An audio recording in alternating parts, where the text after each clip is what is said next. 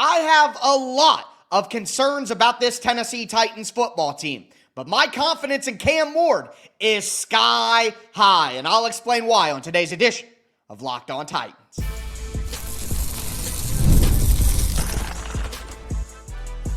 You are Locked On Titans, your daily Tennessee Titans podcast, part of the Locked On Podcast Network, your team every day.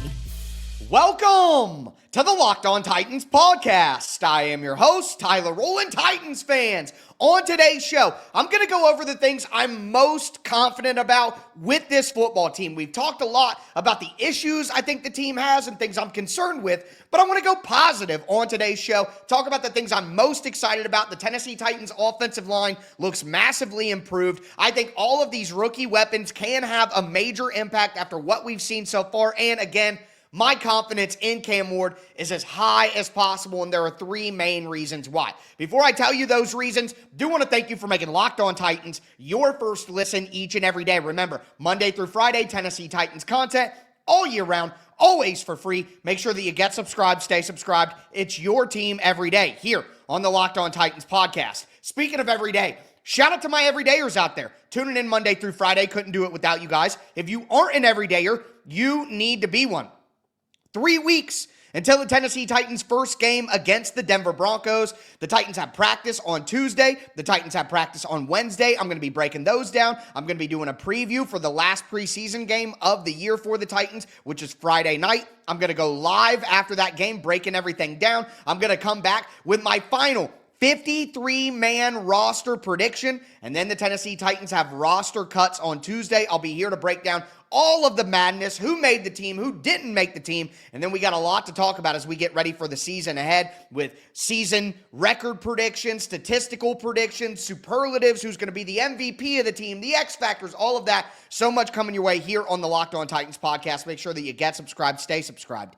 It's your team every day. With that being said, my confidence in Cam Ward is as high as it could possibly be coming out of the last couple of weeks of training camp, joint practices, and preseason games. And not everything has been pretty, not everything has been perfect, but for the boxes that I wanted to see Cam Ward check and the way that he checked those boxes, I don't know how you could look at what Cam Ward has done so far and not been like, okay, my faith that this guy is going to be a franchise changer, that this guy is going to change my team fundamentally. My confidence in that being true is way higher than it was going into this last few weeks. Like, what I've seen from Cam so far has confirmed everything. And again, there's three main things that I want to hit on that have me so excited about Cam Ward. And number one, we start with the leadership. Off-field leadership. Him being with all of the guys in all those videos with the Titans when all the rookies are out doing challenges, eating hot chicken and doing all these different things, he's always there. Cam Ward's always with the guys. He's always one of those dudes. And being one of the guys allows you to be someone who can lead the guys. Like, to me, a leader is not someone who just tells other people what to do. A leader is someone who leads you there. They don't just give instructions. They are actively helping you row the boat forward. And Cam is one of those guys, and he feels like one of those guys. He doesn't feel like he's bigger than the team and all of that to the team. Not only that, but we've seen flashes of the leadership in other ways. The 5 a.m. showing up to watch film and bringing all the guys with him. He's showing up at the facility 7 hours early before a game to get comfortable and all that stuff. It just sets the precedent of, my starting quarterback is doing these things. Do you think that I'm going to be able to keep my job or be respected in the locker room if I'm not doing these things? That's instant, immediate leadership right there. So the leadership, the work ethic, the picture of him with the guys motivating the team after the bad practice in Atlanta, like, he just has it.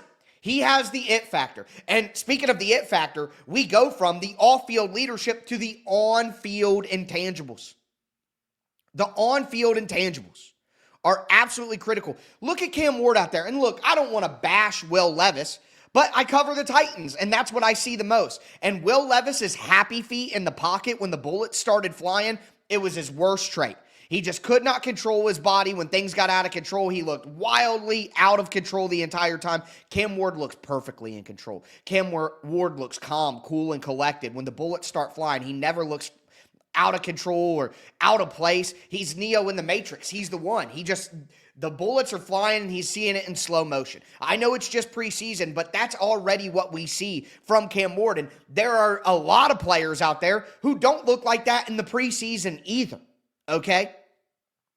So that looks like it translates. And you look at the adversity that he's gone through on the field. It's not like the Titans have the best offensive system in the world. Can you really trust Brian Callahan right now? And on tomorrow's show, I might talk about the things that I'm least confident in with this team. Titans may have practice, though. I don't know how that's going to work quite yet, but if there's practice, I'll be here to cover practice. If not, we'll talk about my least confident things. But either way, you're dealing with Brian Callahan, who, and we might talk about it tomorrow if we have time. If you watch the Kurt Warner breakdown of Cam Ward's snaps, he kind of didn't seem like a very big fan of the coaching of Brian Callahan and how he's coaching his young wide receivers and his route development. Again, we might talk about that tomorrow, but Cam Ward's dealing with that. It's not like Cam Ward has the best weapons in the NFL. I'm very confident in the offensive line, though. I think that does give Cam Ward a chance, and we'll talk about them at the end of the show. But, it's not like Cam Ward is in the best environment of all time. So he's dealing with that. And then in the games, penalties, drops, it's 3rd and 9, completion to Chig. It's 3rd and 6 in the red zone, completion to Tyler Lockett. It's 1st and 20 after a penalty. I'm going to complete 2 passes to Calvin Ridley, my best target, and we're going to get a first down. Cam Ward has been able to showcase his on-field intangibles by overcoming the adversity. And not only that, we talk about cool, calm, collected, in control. And that's also displayed with the procedural stuff. The offense hasn't looked unprofessional. They don't, not know where to line up. They're not having delay of games. They're not having illegal motion. They're not having illegal procedure. They don't have people lined up off the line of scrimmage or should I go in motion? Should I not go in motion? Should I line up here? No, you need to line up there. But there's not a lot of confusion out there in the operational aspect of the pre-snap offense.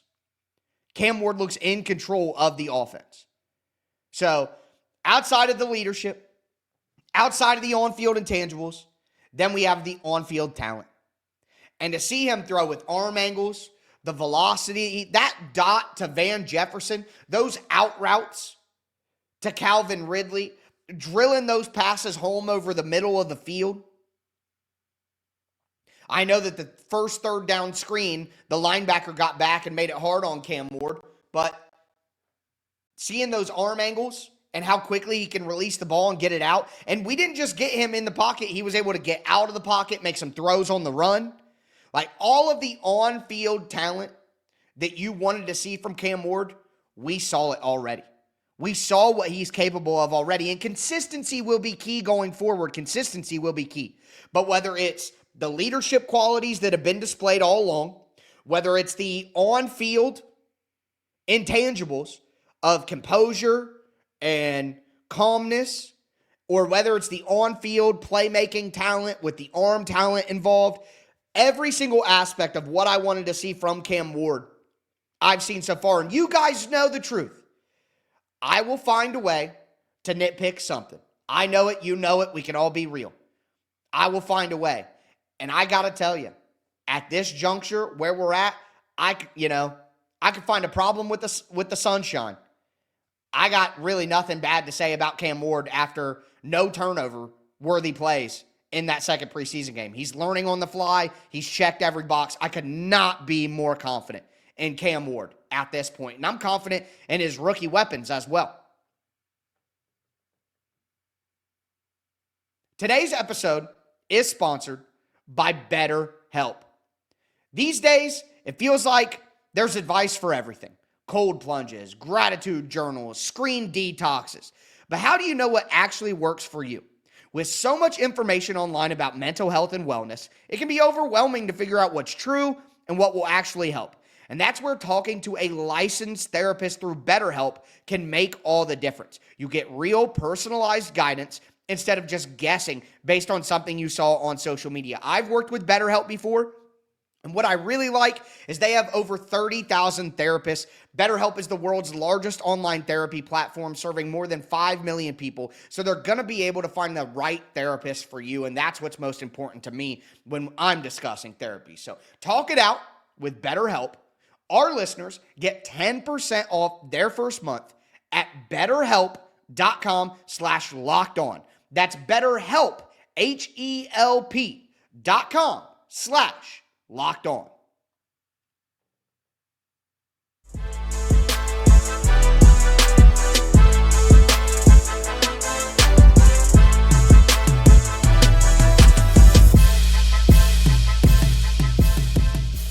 Titans fans, let's continue today's edition of Locked On Titans. We talked about my confidence in Cam Ward being at an all-time high, but now I want to talk about the confidence that I have in the Titans' rookie weapons and why the Titans need to have more confidence in their rookie weapons. We'll also talk about the offensive line at the end of today's show. Before we continue, though, I do want to thank you again for making Locked On Titans your first listen each and every day. But the rookie weapons showed out a little bit, couple of them, in that game against the Atlanta Falcons. And here's the reality. The Titans need to play these rookie guys even more than they are planning to right now. I know that the rookie weapons were already going to play a big role, especially on this offense. Guys like Elic Ayomanor and Chim DK at wide receiver, Gunnar Helm on offense. They were already, Gunnar Helm at tight end, obviously he's on offense, but they were already going to play a massive role. No doubt they were going to be massive role players. But I think we're to the point now where the confidence in those rookie weapons should be so much higher to the point where we don't need to phase them in slowly anymore. And here's what I mean. Let's start with Elic Ayomanor. Elic Ayomanor, like I've been saying since he was drafted, should be the Tennessee Titans starting X pretty quickly. The only person who he could compete with is Van Jefferson. Van Jefferson is the only guy big enough out of Tyler Lockett, Calvin Ridley, and Van Jefferson. He's the only one big enough to play the X receiver spot. Van Jefferson has versatility to play the slot or the Z as well as X. I don't think that's what Ayomanor should be focused on. I think he should be purely focused on the X wide receiver position and doing as good as he could possibly do at that spot. And then once he's super confident, comfortable there, then we can start moving him around. So what makes the most sense? Starting Elic Ayomanor at X. I'm not saying he has to play every single snap and Van Jefferson cannot play any at X. But Van Jefferson needs to be used as the utility infielder who spells Tyler Lockett in the slot if they want a bigger body because they're going to run a run play or a screen, who spells Calvin Ridley on early downs to make sure Calvin Ridley can get a breather and he can be out there if they're running the ball since he's a bigger guy, who spells Elic Ayomanor a rookie when he's just going through rookie doldrums or just needs a break anyway because you don't want to push the rookie too hard too soon. But Elic Ayomanor should be the starter. Elic Ayomanor should play more than Van Jefferson. And I know that one drop from Van Jefferson doesn't mean that, this and that. But here's the reality. He had what you could call a drop in the first game on the very first throw. I wouldn't call it that. I'd call it a PBU. But a lot of you guys are more unrelenting than me when it comes to defending Cam Ward and the mistakes others are making. That was a bad drop in the game against the Falcons. And what made me more mad, I'll be honest with you. And if this doesn't make you a little salty when you hear it, I don't know what else to say. But Van Jefferson blamed Cam Ward. Van Jefferson said the ball was a little too far out in front of him.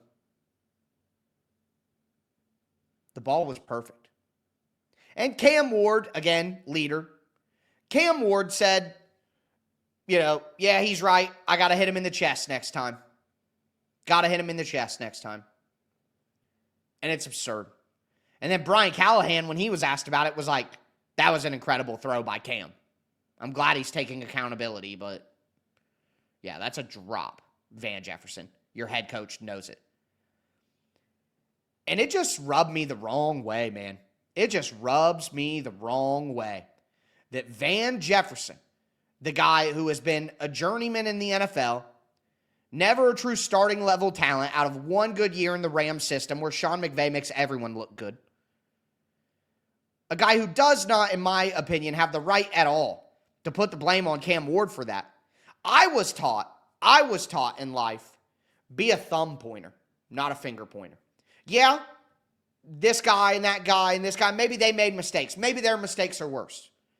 But figure out what you could have done better before you start throwing stones in your glass house. Or something like that. But the point is, I'm not going to lie, it made me mad to hear Van Jefferson blamed Cam Ward for that behind the scenes. And then Cam Ward went out and took accountability. Good on Cam. Bad on Van. I don't care if he doesn't play at all. But anyway, there's no reason for him to play more than Elic Ayomanor at this point. Ayomanor has infinitely more potential, has more talent, and gives you the same size and more speed. Did you see Ayomanor catch the ball and think about Van Jefferson? Come on. Let's be real here. So I'm more confident, super confident right now that Ayo can be the starting X over Van Jefferson, and the Titans need to do it, than I was before. Similarly with Gunnar Helm. My confidence in Gunnar Helm being tight end 1, that was one of my hot takes of the offseason. One of my bold predictions is that, Gunnar Helm would be tight end 1 for the Titans in snaps this year. I don't think it's that bold of a prediction. I don't think that it's that much of a hot take anymore. We know what he can do. What we thought these guys could do in college, they have done. Whether it's a down block where you fall to your knees but continue to gain leverage and execute the block on the goal line to allow Tony Pollard to score a touchdown. Whether it's a seam route down the middle of the field for about 30, 40 yards that you catch over top of 2 defensive backs for the Falcons. Gunnar Helm is who we thought he was. He is who we thought he was. And I think he's a better player than Chig right now. Chig is more explosive. Chig should not be phased out. Chig should be used consistently in the offense as a playmaker. But I think Gunnar Helm is better right now. Right now is the better tight end. And I would play him more than I expected to going into training camp. And whatever the Titans wanted to do with Gunnar Helm, they need to play him more. I'm that confident in the rookies here. Now, some other guys who I want to hit on quickly. Chimdike. I can't say that he did anything crazy, but I have had better expectations for Ayo and Helm the entire time. So Chimdike coming along a little slowly because he's a guy who didn't run a diverse route tree at Florida. I'm not shocked by that. That's why I wasn't as hype about that pick as I was Gunnar Helm and Elic Ayomanor. And let me say this before we move on to non-wide receivers or people who catch passes. I understand why the Tennessee Titans would keep James Prochet over Xavier Restrepo. He's going to be the punt returner. James Prochet has done pretty good as a wide receiver too. I get it. I totally get it. I get why the Titans are going to keep Bryce Oliver over Xavier Restrepo. He's a good gunner, good on special teams coverage, can play all the wide receiver positions, be your new NWI. I get it. I get it. But when we look back in 2 years, and we say the Titans kept James Prochet, Van Jefferson, and Bryce Oliver instead of Xavier Restrepo, I'm sorry, but that's going to look like a mistake. I get why right now, the way that it looks right now, and the decision the Titans are faced with right now, I get why that is the right decision for them right now. But I'm sorry, there's no way that we don't look back at this if they don't keep Xavier Restrepo. 2 catches, 14 yards. He did exactly what I thought he could do out there. If they don't keep him, we're going to feel dumb about it in a few years. Again, I don't think he's going to be a Amon-Ra St. Brown. He's probably just going to turn into a solid third down slot guy who's a good depth player, a 4th or 5th receiver for a team who plays a specific role. But that role is so valuable and would be so valuable to Cam Ward. We are talking about Van Jefferson, Bryce Oliver, and James Prochet. Again, I understand their value to the team right now. But this is a rebuilding football team that might not win a ton of games this year. And I'm sorry, but I am much more confident in keeping Xavier Restrepo being the better move and not letting him go to another team than I am dropping him and letting another team pick him up and him go somewhere else and get a chance. I'm telling you, I get the reasons why. You don't have to sell me. I know why the Titans coaching staff would make that decision, but I just think it's short-sighted. It's short-sighted. Now, Jackson Slater has been moving bodies in the run game, in the second string and third string lines. Like to see that. Excited about him being a piece next year for the Titans. Femi Oladejo, I still believe, will be a great contributor on early downs. I don't think he's going to help much in the pass rush, but we knew that all along. And Marcus Harris and Kevin Winston in the secondary. Marcus Harris had a pretty good game against the Atlanta Falcons. I might do a special little breakdown on him at the end of the week that I didn't have planned initially in my 3 film breakdowns that I'm going to work on first.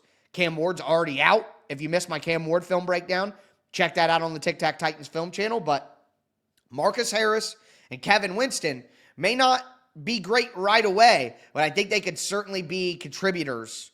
Kevin Winston especially. Kevin Winston could start over Xavier Woods by the end of the year. I think Marcus Harris could take over for Darrell Baker Jr., which he might be doing already, but I think both those guys could be contributors. So my confidence in the Tennessee Titans rookie class is also very, very high, and one of the things I'm most confident about with this football team. And the last thing that I want to talk about is the offensive line, which feels pretty good to say. Today's episode is presented by Yahoo Fantasy. It's the best time of the year, folks. NFL kickoff is almost here, and that means fantasy football season is back in full swing. And this year, Yahoo Fantasy is turning things up with a fantasy football experience like never before. This year, I'm going to be playing on Yahoo Fantasy, and you should too, whether you're a first-timer or a veteran making your millionth league. I've used Yahoo Fantasy for years, and the updates they're rolling out this month are wild in the best way. They have a brand new league called Guillotine Leagues. It's a killer new way to play Yahoo Fantasy Football where the lowest scoring team gets eliminated each week until there's one team left standing with the season right around the corner. Now's the time to get your league together and give this new mode a try. They're celebrating 28 years of fantasy football greatness at Yahoo, and they're going to be dropping 28 big new features over 28 days throughout August. So again, it's the perfect time to join. And if you're more into the classics, like playing head-to-head in private leagues or joining public leagues, you can do that as well. Stay tuned for more killer announcements and start playing Yahoo Fantasy Football now at yahoofantasy.com/LockedOnNFL.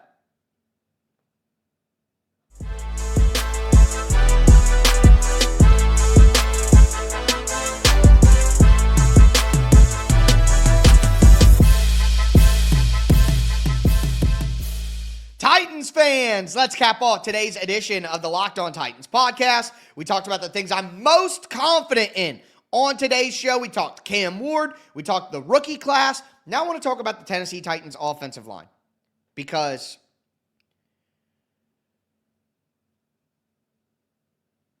the offensive line has been a massive issue, a massive, massive issue for years.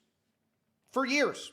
I mean, since 2021, and even in 2021, the offense wasn't good. The Titans were just winning games, and the O-line wasn't that good, but they were just finding a way to get it done.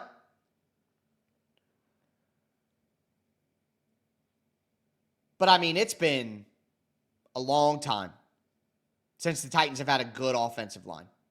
And I got to tell you, I am as confident in this offensive line as I have been since 2020. Since 2020. ESPN ranked this Titans offensive line number 5 in the NFL. Now, I think that's a bit generous, but the point remains that the offensive line talent has been upgraded in a major way. Dan Moore is way better than Nicholas Petit-Frere. Worth his contract remains to be seen, but he's way better than Nicholas Petit-Frere. Dennis Daly, Andre Dillard. Way better. Way better than them. And Dan Moore's fine. Came back in the game, got rolled up on a little bit. Dan Moore's fine. No need to worry. Peter Skoronski looks like an absolute phenom. The last 6 weeks of the season, Peter Skoronski was the best pass protecting guard in the entire NFL. In the entire NFL. And he looks just as good this preseason. It has not been hard for him. He's getting the job done, and it doesn't look very difficult. Could not be more excited about Peter Skoronski this season. I talked about, a lot of people hated the pick, but I talked about how Peter Skoronski could turn into a Pro Bowl level guard. We need that at number 11. But I think he could be an all-pro level guard. And we could see an all-pro level season from Peter Skoronski this year at left guard. And the Titans need it. And what I love is when you watch the tape and what the Titans have done with Skoronski, he is like their primary puller. They want Peter Skoronski to be on the move, leading through holes, kicking out guys on the run, dominating defensive backs who come up in the hole too early. Like, Peter Skoronski looks great, and the Titans look like they know how they want to use him. Lloyd Cushenberry did individual work and dressed for the game. Lloyd Cushenberry is expected to get back out at practice this week. Lloyd Cushenberry might do team drills at practice this week.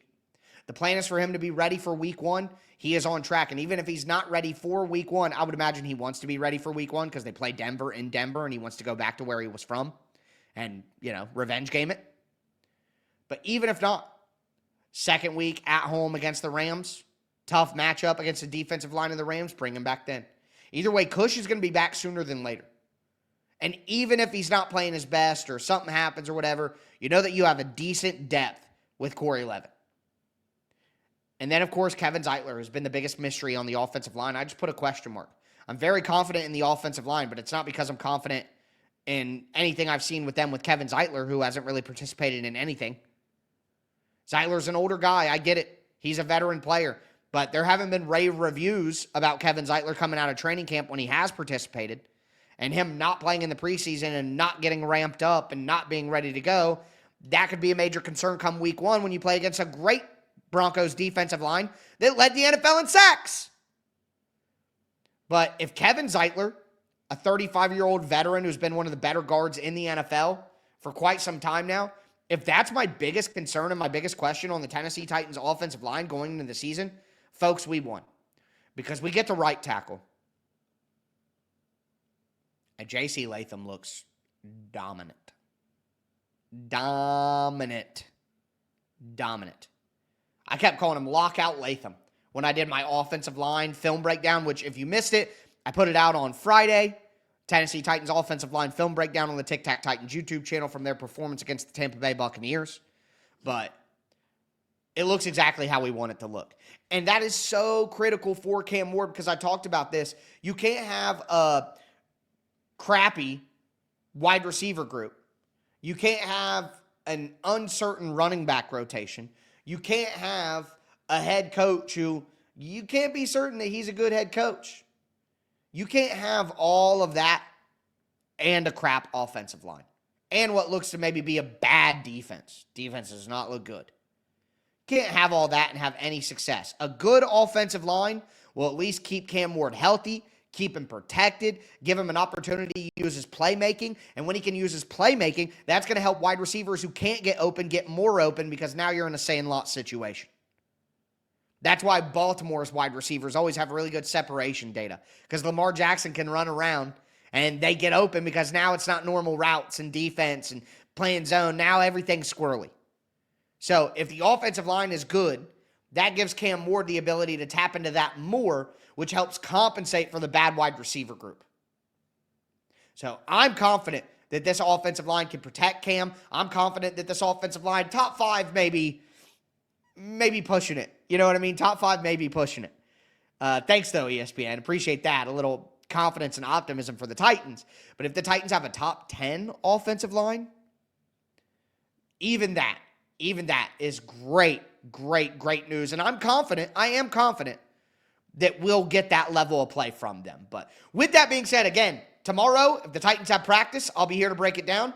If practice isn't open to media, then we'll talk about the things that I'm least confident in for the Titans going forward. But practice on Tuesday is open. Practice on Wednesday is open for sure. I'll be here to break stuff down after that. Thursday, game preview. Friday, game recap live after the game. Then preseason games are over, folks. Cut down day is on us. And I got roster predictions for you guys coming out of the weekend. So much content planned for you here, always for free, all year round. Thanks for making Locked On Titans your first listen. For your second listen, check out Locked On Fantasy Football. NFL Fantasy Draft season is here. So, again, second listen, Locked On Fantasy Football is with Vinny Iyer. And the Data Queen, my girl Michelle Majuk, from Locked On NFL as well. They host the show. They're going to get you prepped for your fantasy draft so you can become the most informed manager and take home your league's trophy this season. Find Locked On Fantasy Football on YouTube or wherever you listen to podcasts. But that's going to do it for me today, folks. As always, I am your host, Tyler Rowland, and this was Locked On Titans.